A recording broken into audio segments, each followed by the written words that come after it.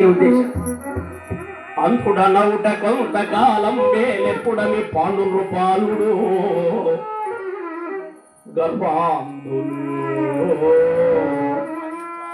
గర్భాంధులు నా కుమారులయ్యది ఇప్పుడు ఎలుకోదడగిరి. ఈ కారణమున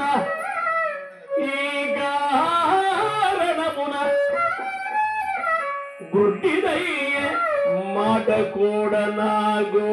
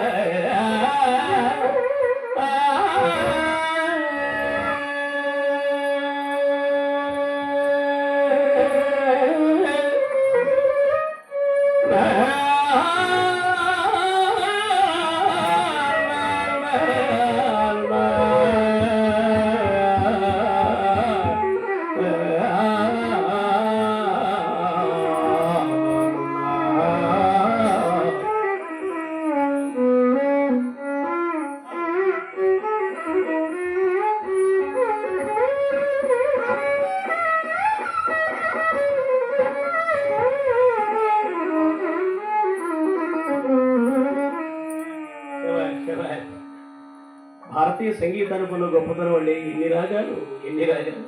ఏ రాగానికి ఆ రాగమే ప్రత్యేకత. ఎంతసేపైనా పాడొచ్చు. ఈ ఆనంద భైరవి అది ప్రారంభం నుంచి చివరి వరకు ఆయాసం లేకుండా అలసట లేకుండా ఎంతసేపైనా పాడగలిగినటువంటి రాగం. అయ్యా అలాంటి అభిప్రాయం చెప్పాడు. అయ్యా నాకేం సంబంధం లేదు అల్లుడు. ఆనాడేదో గుడ్డివాడు కనుక మా తమ్ముడు కొంతకాలం పరిపాలన చేశాడు. ఇప్పుడు మా వెధవలు ఉన్నారు, వాళ్ళే పరిపాలన చేసుకుంటున్నారు. చాలా టెక్నికల్ పదం ఇది.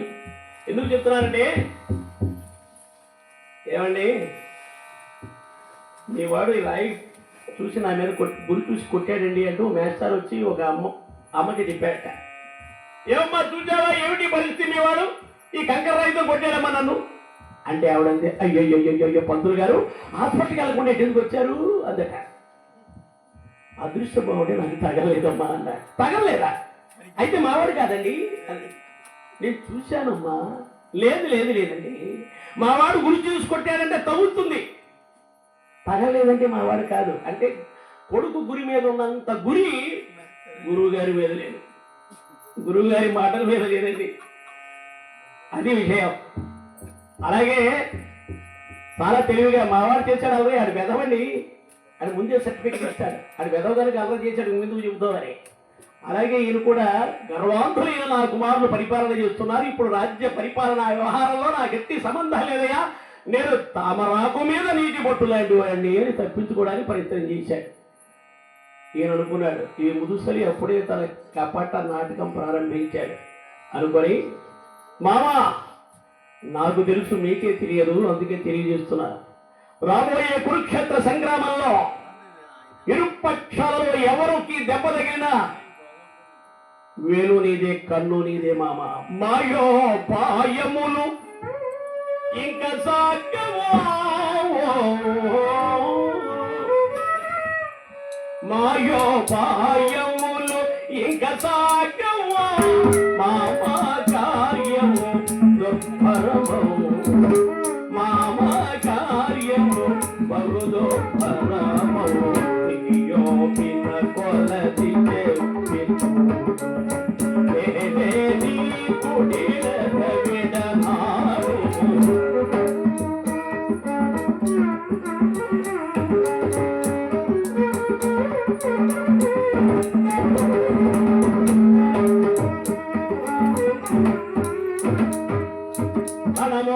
శుశ్రూషయ పాండవులు నరింపగలున్నారు నీ పట్ల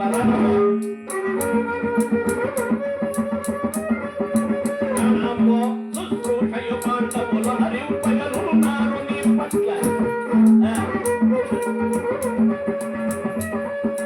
వెనుక ముందు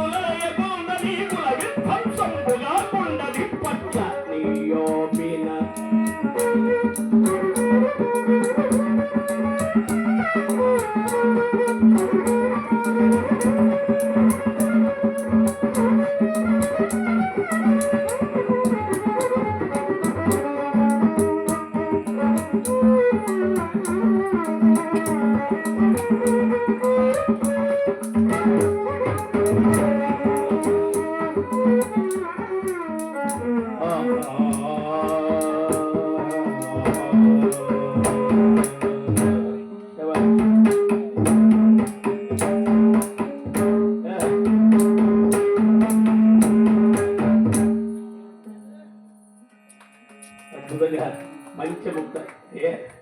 ఇదే ముక్తాయి ఆయన కూడా ఇచ్చాడు. ఎలాగంటే సూతుని మైత్రి చేత జడని కుమారుడు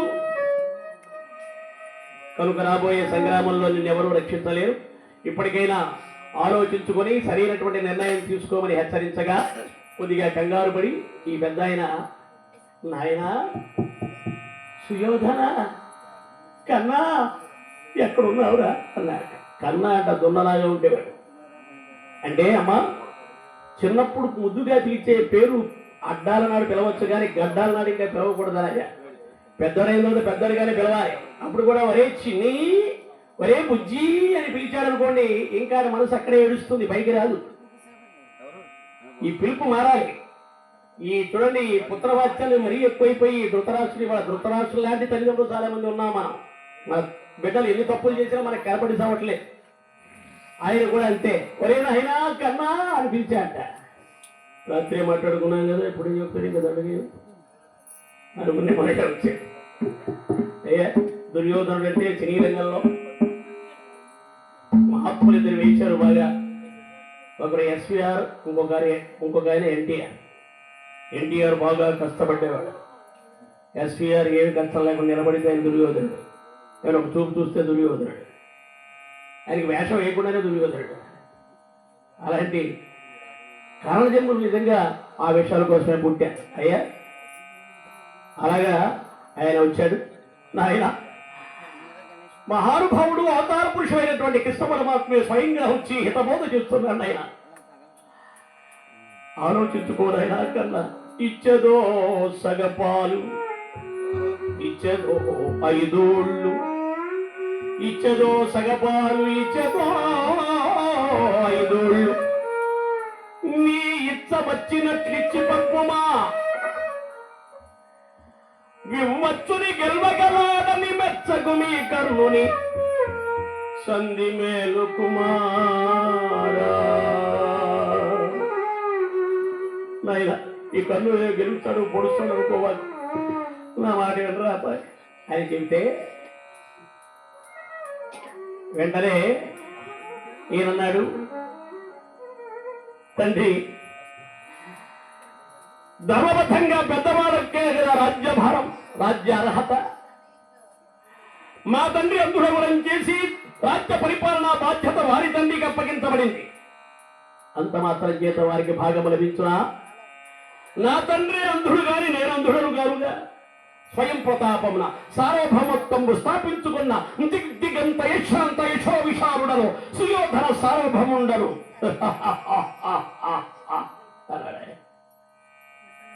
వెంటనే మహాతల్లి గాంధారి, ఆఫ్ఘనిస్తాన్ అమ్మాయి.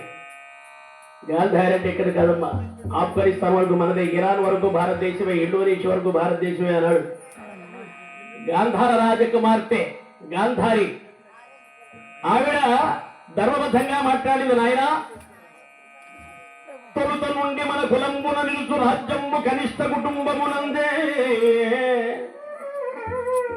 తొలుత నుండి మన వంశమున నిలుచు రాజ్యము కనిష్ట కుటుంబమునందే, వినవో యయాతి వృత్తాంతము. నాయన రాజ్యాంగం ఒక ప్రక్కన ఉంటే సంప్రదాయాలు మరో ప్రక్కన ఉంటాయి. మన వంశానికి ఒక సంప్రదాయం ఉంది. పూర్వం నుండి ఏదో కారణం చేత కనిష్ట కుటుంబంలోనే రాజ్యం నిలుస్తుంది నాయన. దానికి ప్రారంభం యయాతి వంశం నుంచి ప్రారంభమైంది అని, అది భారతంలో ముఖ్యమైన ఘట్టం. 2 మాటల్లో చెప్తా.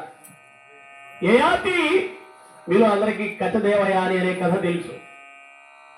యయాతి శుక్రాచార్యుని భార్య అయిన దేవయాని పెళ్లి చేసుకున్నారు. ఆమె చెరికెత్తేటువంటి శర్మిష్ఠ అనేటువంటి రాజకుమార్తెను కూడా చేసుకున్నారు. ఇద్దరికి పిల్లలు పుట్టారు. ఆవిడికి తెలియకుండా ఈవిడికి తెలియకుండా ఆవిడే పెళ్లి చేసుకున్నాడు. దేవయానికి 2 కుమారులు, శర్మిష్ఠకు 1 కుమారుడు పుట్టాడు. దృశ్యువు అనువు వారిద్దరైతే పూర్వు ఇతను. కొన్నాళ్ళకి తెలిసింది దేవయానికి, ఈ 2వ భాగవతం. ఆవిడ కోపం వచ్చింది. వెంటనే వాళ్ళ నాన్నగారికి ఫోన్ చేసింది. అంటే ఇప్పుడు ఫోన్ లేవు అనుకోండి, అప్పుడు ఫోన్ లేవు కానీ కబురు చేసింది.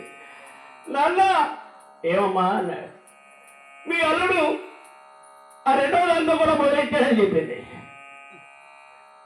ఎవరు? శర్మిష్ఠ. పిల్లలు కూడా కల్లా నాకు అన్యాయం చేశాడు దాదా.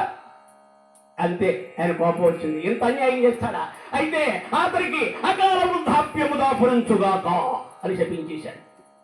40 ఏళ్ళకి 90 ఏళ్ళు వచ్చేసాయి. 90 ఏళ్ళు కూడా అందరికీ లేదు, ఎందుకంటే అప్పుడు ఇప్పుడున్న దానికి రెట్టింపు. ఇప్పుడు మనం 100 ఏళ్ళు అంటే 200 ఏళ్ళు బతికారు వాళ్ళందరూ. భీష్ముడు పడిపోయేటప్పటికి దాదాపు 150, 160 ఏళ్ళ వయసు వాడు. అంటే 100 ఏళ్ళు దాటిపోయి ఎప్పటికే ఉడుకుతుంది శరీరం అంతా, భరించలేకపోతున్నాడు ఆ వృద్ధాప్య బాధలు. మరణాతీతం అండి. శివ శివ శివయను మనస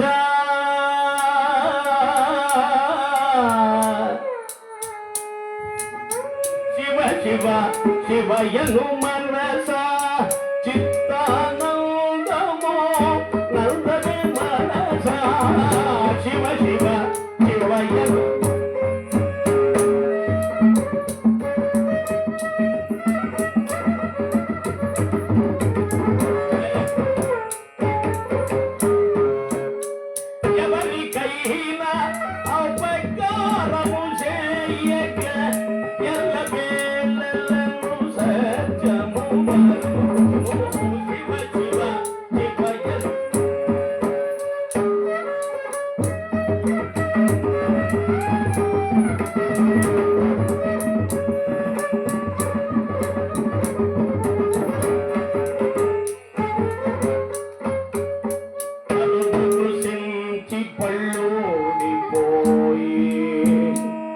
వృద్ధాప్యం ఎంత దారుణంగా ఉంటుందో వర్ణించాడు ఇక్కడ. తనువు కృషించి పళ్ళోడిపోయి నేత్రములు చీకటులు కమ్మి చెవులు. వచ్చిన వాడు ఎవరో మనవాడు అనిపిస్తుంది కానీ సరిగ్గా కనపడేసావు. కళ్ళజోడు పెద్ద సోడా పుట్టి అద్దాలు పెట్టినా అర్థమయ్యేసావు. ఇంట్లో ఏమండి అని 100 సార్లు పిలుస్తుంది, ఏమి వినపడేసావు. నోట్లోనే పెట్టుకుంటున్నాం అనుకుంటాం కానీ గడ్డ కింద పెడుతుంది, ముంద అసహ్యం కింద పడుతూ ఉంటుంది. అయ్యా, ఎంత దారుణమైనటువంటి పరిస్థితి ప్రతి వాడికి. తనువు కృషించి పళ్ళోడిపోయి నేత్రములు చీకటులు కమ్మి చెవులు వినరా కన్నటువా బలముడికి నోట వినరా కన్నటువా బలముడికి నోట వెడల చొంగ బాంధవులు మాట చేకొనరు దగ్గరకు చేరరు భార్య కుమారులు పలుమారు కసరుచులు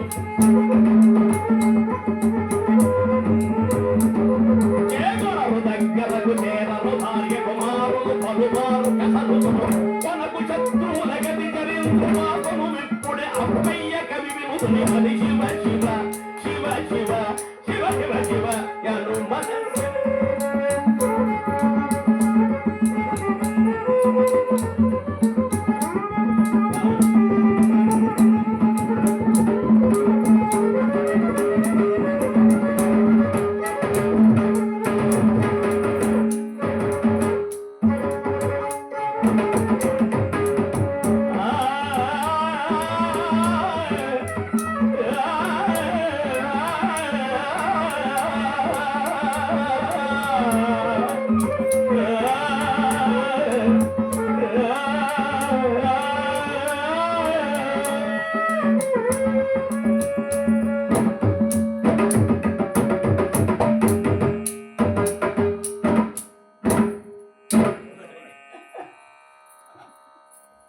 అయ్యా, నిజంగా నవ్వుకుంటున్నాం కానీ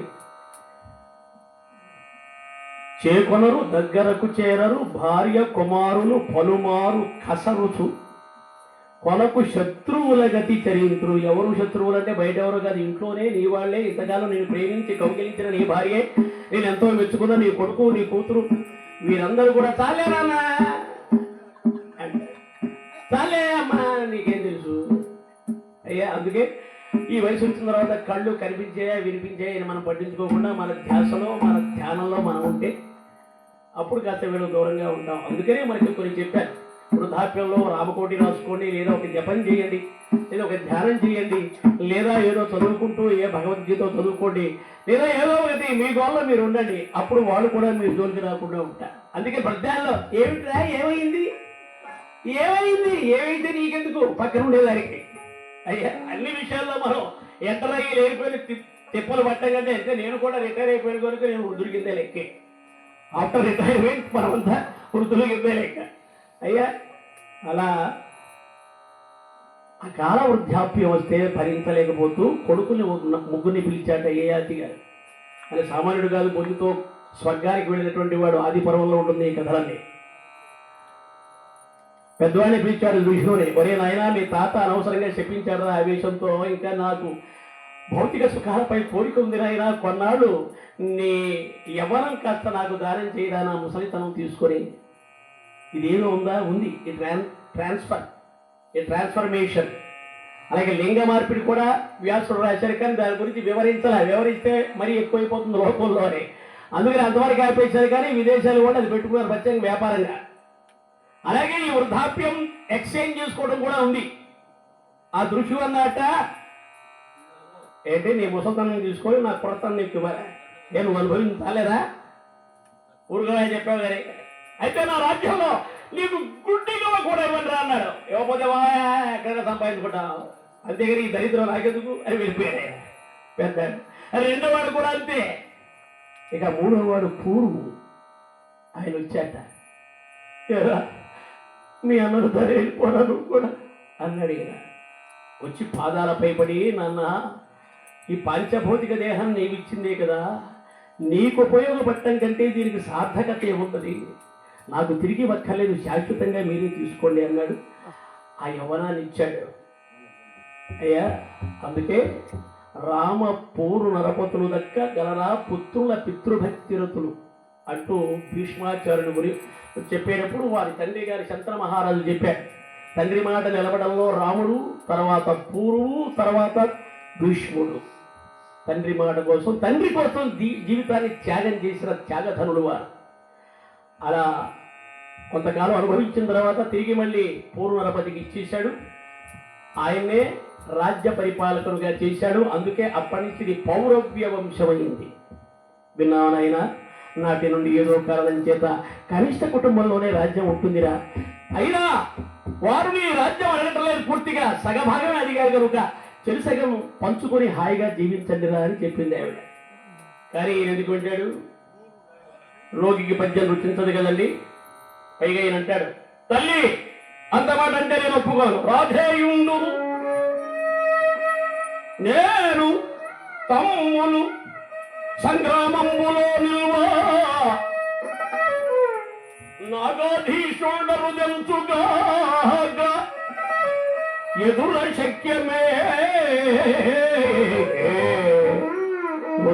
భ్రాంతిగాని ధర్మంబని కానకేగుదురే 12 తేజోబల ప్రాధాన్యం గలట్టి రాచ కొడుకులు పౌరవ్య వంశాగ్రణీ. ఇలా తన వాదన తాను చెప్పుకున్నాడు. ఇంతలో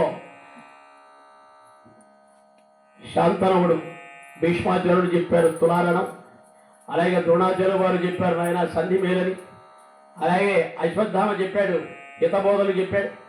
కానీ వీరందరి మాటలు పక్కకు నెట్టి కర్ణుడు చెప్పిన మాటే విన్నారు ఈయన. ఒకనొక దశలో ఆ పార్టీకి ఈ పార్టీకి అంతర్గతంగా గొడవలు ప్రారంభమైనాయి. ఆ సమయంలో కృష్ణ పరమాత్మ లేచి, సుయోధన నీ కొలువు కూటము క్రమముగా రణకూటమవుతున్నదయ్యా, పలువురుండగానే నా చెప్పబోవు పలుకుల నాలింపుము అంటూ, నాటకంలో కూడా ఈ సీన్ ఇప్పుడే వస్తుంది. నాటకంలో ఇది సెంట్రల్ సీన్ అంట. ఏ మన షణ్ముఖరాజు గారు లేకపోతే పీసపాటి నరసింహమూర్తి గారు ఈ సీన్లో కృష్ణుడుగా నటించేవారు. వారి పద్యాల కోసం ఆనాడు లక్షలాది మంది ఎదురు చూస్తూ ఉండేవాడు. తెల్లవారు చూసేటటువంటి ఓపిక. నేను అలాగే నాటకాలు చూశాను. ఇందులో పద్యాలు చదవడం కంటే విని నేర్చుకునేవే చాలా ఎక్కువనే ఆనాడు. అయ్యా ఎందుకంటే ఎక్కడ శుభకార్యం జరిగినా, ఏ గుడిలో కార్యక్రమం జరిగినా ఈ రంగస్థల పద్యాలు మారుమ్రోగిపోతూ ఉండే అన్నాడు. మరి ఇప్పుడు పూర్తిగా పోవడం వల్ల తెలుగు పద్యం మరీ కుంటుపడుతోంది. మళ్ళీ ఆ మంచి రోజులు వస్తాయని ఆశిద్దాం. పొలం ఉండగానే నా చెప్పబో పొరుగుల ఆలిప్పుమో చెల్లియో ఓ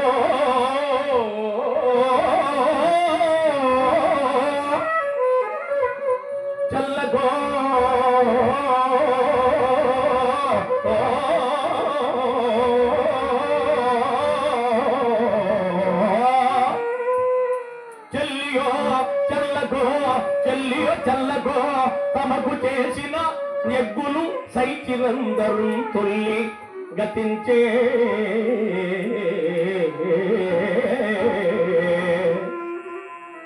నీ పిల్లలు పాపలను ప్రజలు పెంపు వహింపగ పొందు చేసదో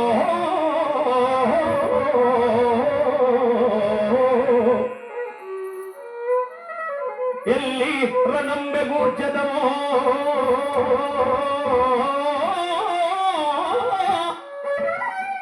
ఏర్పడ తెలుపుము కౌరవేశ్వరా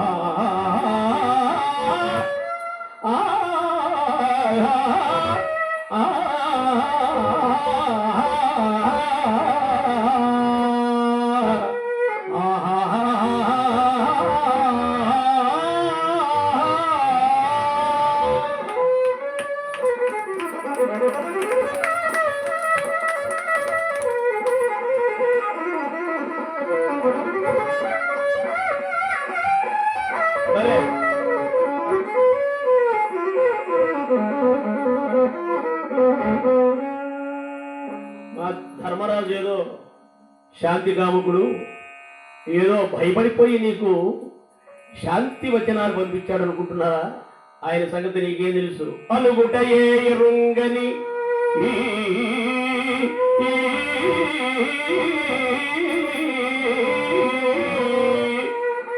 అలుగుటయే ఎరుంగని మఖామహితోత్ముడు అజాత శత్రువే అలిగిన నాడు సాగరములన్నీ ఏకము కాకపోవునే.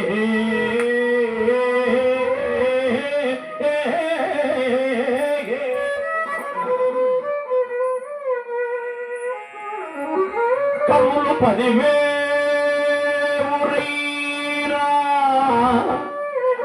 ఈ కర్ములు 10,000 అని మత్తురు చత్తురు రాజరాజా.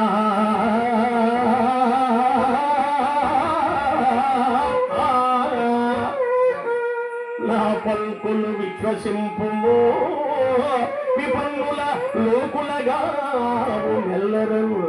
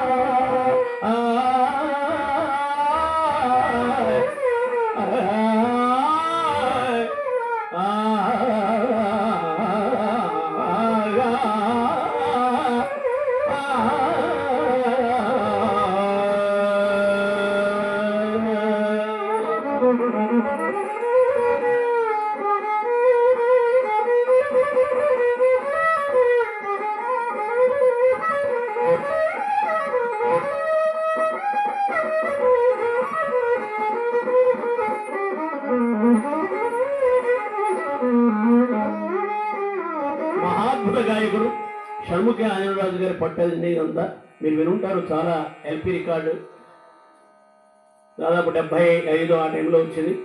ఎంతమంది ఉన్నా వీరి పోకడ వీరు ఒక అద్భుతమైన పోకడ. బ్రహ్మాండమైన సంగీత విద్వాంసుడైన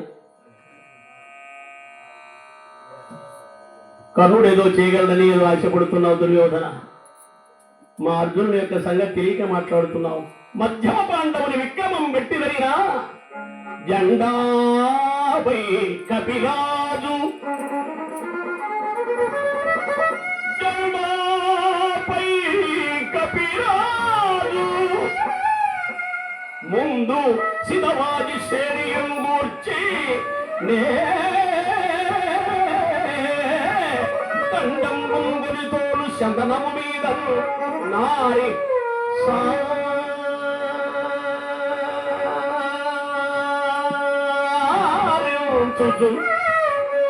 గాంధీవము ధరించి పలువును మోకం చెండు చెండు చెండు చెండు చెండుతున్నప్పుడు ఒక్కండు నీ మన ఆలగింపడు పురుష్మానాథ సంధింపకన్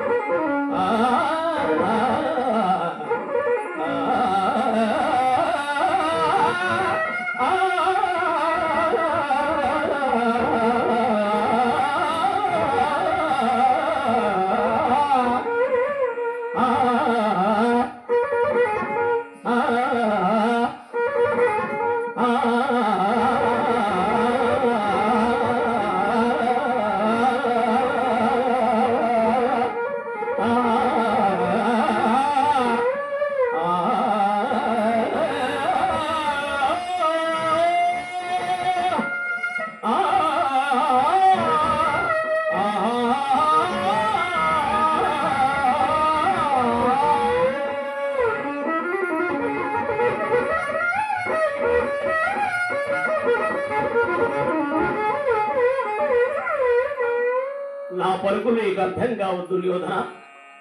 రేపు నీవు నమ్ముకున్నటువంటి అక్షౌహిణి అది సైన్యమంతా రణోర్వికి బలైనప్పుడు నీవు కొమ్మలు నరికిన మూడులా ఎండిన బీడులా దిక్కులేక ఒంటరిగా బిక్క చచ్చి నిలిచిన నాడు ఆనాడు సంతోషంబున సంధి సేయుదురే.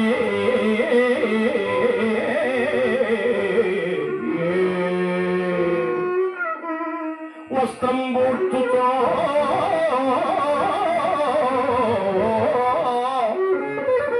ద్రౌపదీ కాంతం దూచిన నాడు చేసిన ప్రతిజ్ఞలు దీర్ఘీముందులు నీ పుంతం నీ సహజన్ము రుమ్ము రుధిరమ్ము తామునాడైనా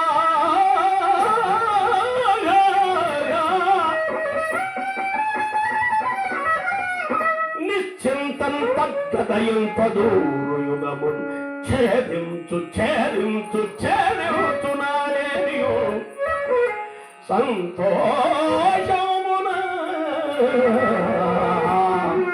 సంధి సేయుదురే.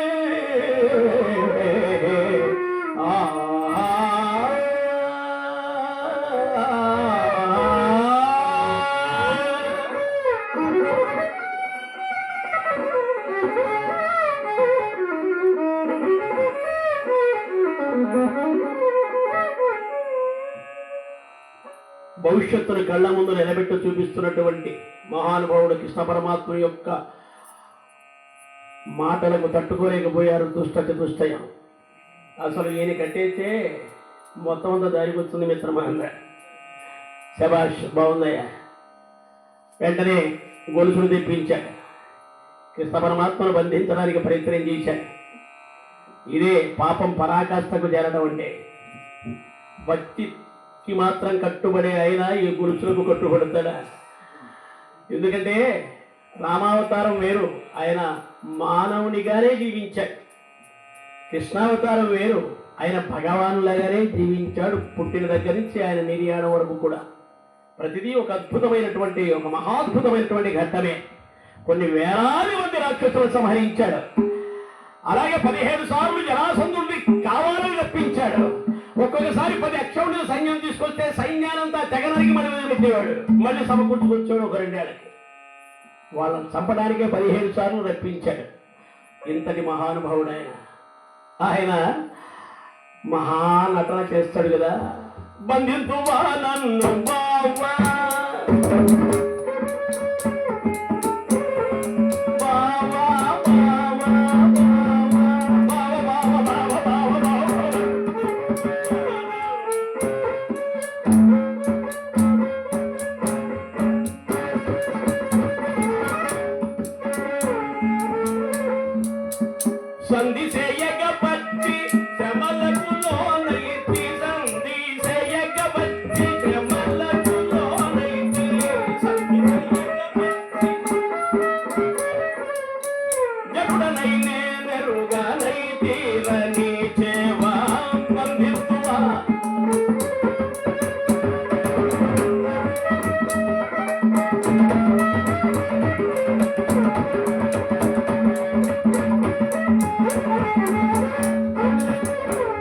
బంధించున్నాడు. ఎవరైనా నన్ను కావలేరా అయ్యా, నేను హిమబోధ చేయడానికి వస్తే నన్ను ఇలా బంధించడం న్యాయమా?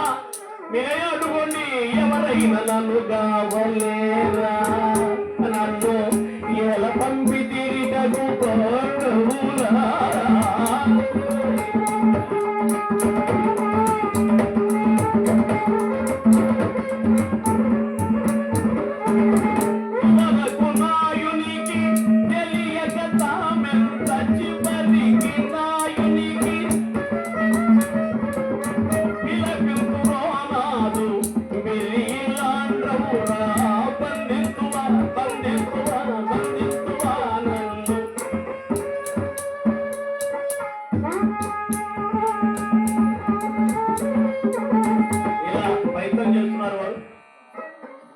చుట్టూ ఆ గురుసులు చుట్టేశారు. ఈయన భయాన్ని నటిస్తుంటే వారికి ఎంత ఆనందం కలుగుతుంది. ఎక్కడికి పోతావా, అవకాశం ఇచ్చాం, మైకి ఇచ్చాం కదా అని 4 గంటల నుంచి చంపేస్తావమ్మా. మళ్ళీ మైకి ఇచ్చి ఫోన్ ఏమైనా చూస్తూ కూర్చున్నాడు. ఎంతసేపు చెప్తావు, చెప్పి చెప్పి చెప్పి చెప్పి ప్రాణం తీసేస్తున్నాం, నీ సంగతి తెలుస్తూ ఉండు అని వాళ్ళు గొలుసులు పట్టుకుని చుట్టూ తిప్పుతూ ఉంటే ఈయన భయపడుతూ నటిస్తూ నటిస్తూ ఒక్కసారిగా మహాద్భుతమైన విరాట్ రూపాన్ని చూపించాడు. విరాట్ రూపమిది చూచి తరింపులో వాణ్యులారా. ఎప్పుడైతే ఒక సూర్యుడు వెలిగితేనే మనం కళ్ళారా చూడలేమే, అలాంటిది ఒక సహస్ర సూర్య ప్రభావ సమానమై వెలుగుతున్నటువంటి ఒక దివ్య వెలుగు. ఆ వెలుగులో విరాట్ రూపం ఆ మందిరం అంతా నిండిపోయినటువంటి ఒక పెద్ద రూపాన్ని చూపించాడు ఆయన. ఒక్కొక్కసారి ఒక అద్భుతమైన రూపం, అన్ని చోట్ల విశ్వరూపం అలా లేదేమిటి? ఇది ఒక పెద్ద అనుమానం మనకి. భగవద్గీత చెప్పినప్పుడు విశ్వరూపం అలా ఉంది కదా, అది ఎలాగే ఉంటుంది ఇక్కడ. అందుకే విరాట్ రూపం అన్నాం, ఈ పెద్ద రూపంలో కనిపిస్తున్నాడు ఇక్కడ ఆయన. అలాగే యశోదకు చూపించిన ఒక మహాద్భుతమైనటువంటి రూపం. అలాగా విరాట్ రూపాన్ని చూపించి ఎప్పుడైతే ఆ దివ్య రూపం చూచారో గుడ్ల గోబుల్ లాంటి ఈ కౌరవులంతా పడిపోయారు. అలాగే పుణ్యపురుషులైనటువంటి శాంతనవాదులందరూ కూడా చూచి నృతిస్తూ ఉన్నారు. శాంతాకారం భుజగశయనం పద్మనాభం సురేశం విశ్వాధారం గగన సదృశం మేఘవర్ణం శుభాంగం లక్ష్మీకాంతం కమలనయనం యోగిభుజానగమ్యం వందే విష్ణుం భవభయహరం సర్వలోకైకనాథం.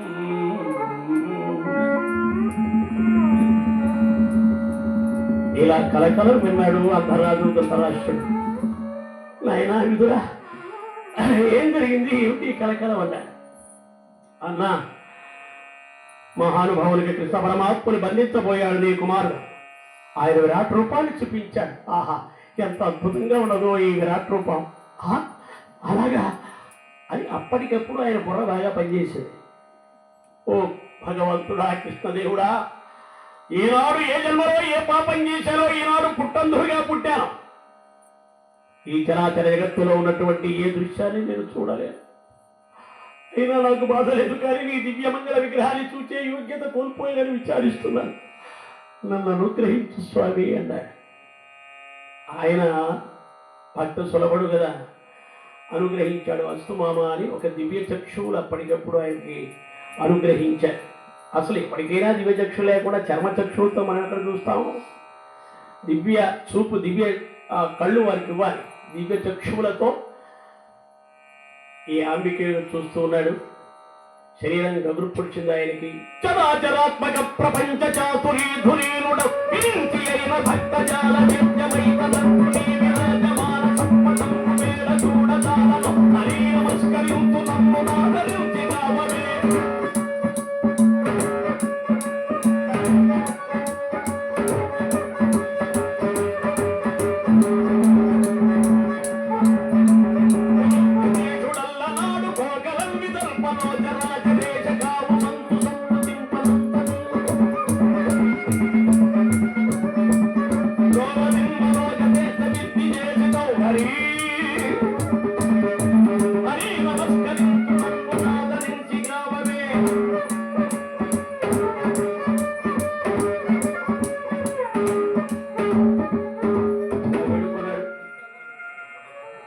తర్వాత అన్నాట, ఈ జన్మకిది చాలు మహాత్మా, ఈ దివ్యమంగళ విగ్రహాన్ని నా హృదయంలో నిలుపుకుంటాను, నా అంధత్వాన్ని నాకు ఇచ్చే, ఈ పాపముల లోకము నాకు వద్దు అన్నాడు. అస్తు మామ అన్నాడు. ఆయన దివ్య రూపాన్ని ఉపసంహరించాడు. ఆ తరువాత అందరికీ వీక్కొలిపి ఆయన ఉపప్లావ్యానికి బయలుదేరితే అందరాజు కృష్ణ పరమాత్మ రెండు చేతులు పట్టుకుని, నాకే గతి రానున్నదో నీకెరుక,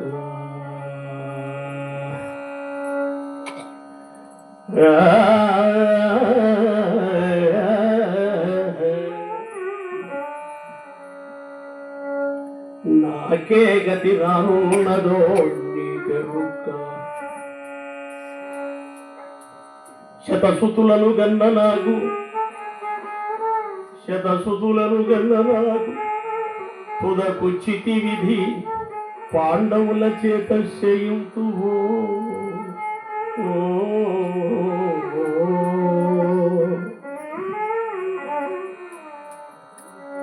ఆయన భయం ఆయనకు కృష్ణ పరమాత్మ తలుచుకుంటే తన కుమారులందరినీ ఆశ్రయం చేస్తాడని. కనుక రేపు నా చితి ముట్టించేది నా కొడుకులో లేకపోతే నా తమ్ముని కొడుకులు, అది నీకే తెలుసు మహాత్మ అని పట్టుకుని ఏడుస్తూ ఉంటే, మామ దైవ నిర్ణయానికి తిరుగులేదు కనుక రాబోయే కురుక్షేత్ర సంగ్రామంలో అందరూ కలుసుకుందామంటూ వారందరికీ వీడ్కొలిపాడు. అక్కడున్న భక్తులందరూ కూడా కృష్ణ పరమాత్మకు మంగళ నివేదనలు ఇచ్చారు. పెద్దలారా అలాగే పెద్దవారు మీ మాట కాదలేక అంటున్నాను. చివరి దాకా వచ్చేసరికి కదా దాని జోలికి వెళ్ళగారి సరే. అలాగే మహా అద్భుతమైనటువంటి ఘట్టాన్ని మనం ఈ లింగోద్భవ సమయంలో ఆ మహామహుని యొక్క అవతార పురుషుని యొక్క ఆది మధ్యాంతరహితుని యొక్క కృష్ణ పరమాత్ముని యొక్క మంగళ విగ్రహాన్ని మనసులో ఒక్కసారి స్మరించుకున్నాం. మనం ఆ లీలలన్నీ కూడా మనం మనోనేత్రంతో దర్శించుకునేటువంటి భాగ్యం కలిగింది. కనుక ఆయన చెప్పినట్లుగా మనం జీవితాన్ని ముందుకు నడిపించుకుందామని కోరుకుంటూ ఆయన తిరిగి ఉపప్లావ్యానికి వెళుతూ దారిలోనే కాశీనగరాన్ని కూడా దర్శించుకున్నాడు అనుకుందాం. అదే దారి అలా వెళుతూ ఉన్నారు. అక్కడ నాగేంద్రహారాయ త్రిలోచనాయ భస్మాంగరాగాయ మహేశ్వరాయ నిత్యాయ శుద్ధాయ దిగంబరాయ తస్మై నకారాయ నమః శివాయ. ఓంకర శంకర ఓంకర శంకర ఓంకర శంకర వందనం దిగంబర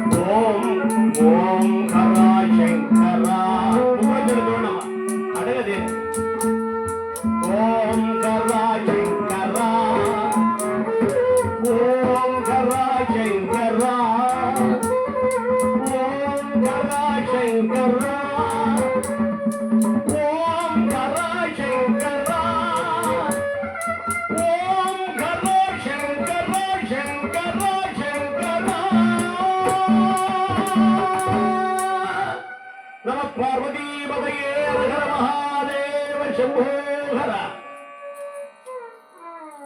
మరొకసారి గోపాలకృష్ణమూర్తి గారికి, అలాగే వారికి సహకరించినటువంటి పెద్దలందరికీ, ఈ కార్యక్రమంలో పాల్పంచుకున్నటువంటి ప్రతి అమ్మకు, ప్రతి అయ్యకు కృతజ్ఞతాభివందనాలు మనస్ఫూర్తిగా తెలియజేస్తూ, ముఖ్యంగా ఇంత బృహత్తర కార్యక్రమాన్ని ఏకంగా 8 గంటలు అద్భుతమైనటువంటి వాద్య సహకారం అందించినటువంటి పూజ్యులిద్దరికీ, ఇటు ఆంజనేయ గారికి, ఇటు సాయిబాబా గారికి ప్రత్యేకమైనటువంటి ధన్యవాదాలు తెలియజేసుకుంటూ, పరమశివుని యొక్క పరిపూర్ణ అనుగ్రహ భాగ్యం అందరికీ లభించాలని మనస్ఫూర్తిగా కోరుకుంటూ 2 సార్లు శ్రీరామదూతం చెప్పుకొని మంగళహారతి ఇస్తాను. మౌఢరత్న కాంతి మరితం శ్రీరామదూతం అరుణోదయ రుచి రాగల కమలం పింగళ భాస్వ నేత్రయుగళం అబ్దిబంధకారి అమితోత్సాహం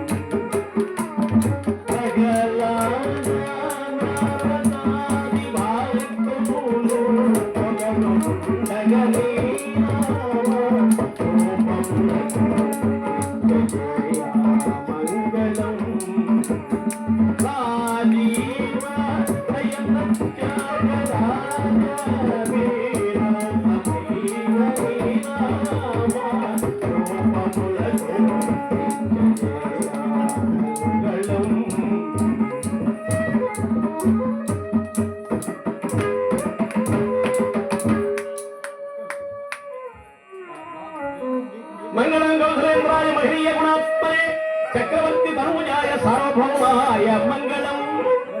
శ్రీయకాంతాయ కళ్యాణ నిధయే నిధయేర్ధినాం శ్రీ వెంకట నివాసాయ శ్రీనివాసాయ మంగళం. సర్వే జనా సుఖినో భవంతు, లోకా సమస్తా సుఖినో భవంతు, సమస్త సన్మంగళాని భవంతు. ఓం శాంతి శాంతి శాంతి. ఓం తత్సత్. చాలా కృతజ్ఞతలండి.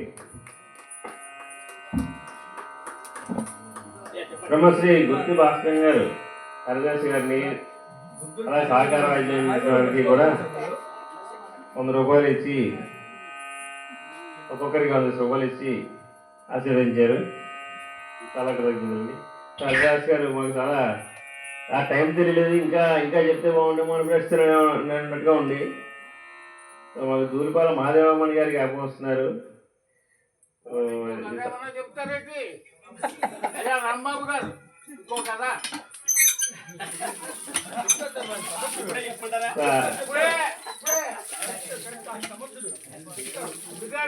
రాంబాబు గారు సార్ రాంబాబు గారిని సత్కరించవలసిందిగా మొమెంట్ అవుతుంది శ్రీ గోసాల వెంకటరామ సుబ్రహ్మణ్యం గారిని కోరుతున్నాం.